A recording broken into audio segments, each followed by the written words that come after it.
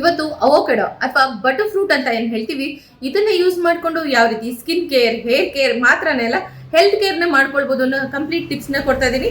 ನಮಸ್ತೆ, ನಾನು Deepa Nagesh, Ayurvedic beauty therapist. ಎಲ್ಲರಿಗೂ ತುಂಬಾನೇ ಇಷ್ಟ ಆಗುವಂತ ಈ ಬಟರ್ ಫ್ರೂಟ್ ಜ್ಯೂಸ್ನ ರೆಗ್ಯುಲರ್ ಆಗಿ ಕನ್ಸ್ಯೂಮ್ ಮಾಡೋದ್ರಿಂದ ಬಾಡಿಲಿ ಸಾಕಷ್ಟು ಹೆಲ್ತ್ ಬೆನಿಫಿಟ್ ಸಿಗುತ್ತೆ. ಇದರಲ್ಲಿ B12, ಕ್ಯಾಲ್ಸಿಯಂ ಜೊತೆಗೆ ಐರನ್, ಮೆಗ್ನೀಸಿಯಂ ಕೂಡ ತುಂಬಾನೇ ಜಾಸ್ತಿ ಇರುತ್ತೆ. ಹಾಗಾಗಿ ನಿಮಗೆ ಕಾನ್ಸ್ಟಿಪೇಷನ್ ಪ್ರಾಬ್ಲಮ್ ರೆಡ್ಯೂಸ್ ಆಗೋದ್ರಿಂದ ಹಿಡಿದು ಬಾಡಿಲಿರುವಂಥ ಬ್ಯಾಡ್ ಕೊಲೆಸ್ಟ್ರಾಲ್ನ ರೆಡ್ಯೂಸ್ ಮಾಡೋದ್ರವರೆಗೂ ಇದು ಹೆಲ್ಪ್ ಮಾಡ್ತಾ ಬರುತ್ತೆ.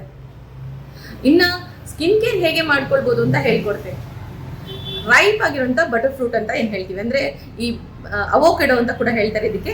ಇದ್ರ ಪಲ್ಪ್ನ ತಗೊಂಡು ಚೆನ್ನಾಗಿ ಮ್ಯಾಶ್ ಮಾಡಿ ಅದಕ್ಕೆ ಸ್ವಲ್ಪ ಮಿಲ್ಕ್ ಪೌಡರ್ನ ಮಿಕ್ಸ್ ಮಾಡಿಬಿಟ್ಟು ಫೇಸ್ ಪ್ಯಾಕ್ ರೀತಿ ಅಪ್ಲೈ ಮಾಡ್ಕೊಳ್ಳಿ.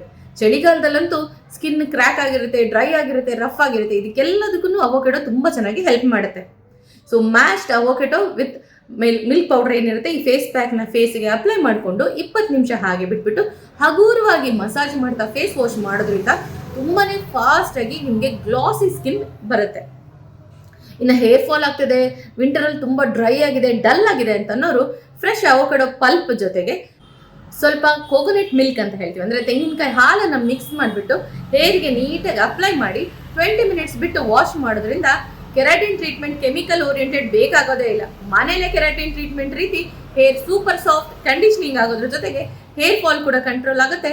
ಡ್ರೈನೆಸ್ ಅಂಡ್ ಡಲ್ನೆಸ್ ಕೂಡ ಒನ್ ಎಟ್ ಎ ಟೈಮಲ್ಲಿ ಕಂಟ್ರೋಲ್ ಆಗ್ತಾ ಬರುತ್ತೆ. ಇನ್ನು ಹೆಲ್ತ್ ಬೆನಿಫಿಟ್ಸ್ ಅಂತೂ ನಿಮ್ಗೆ ಆಲ್ರೆಡಿ ಗೊತ್ತೇ ಇರುತ್ತೆ.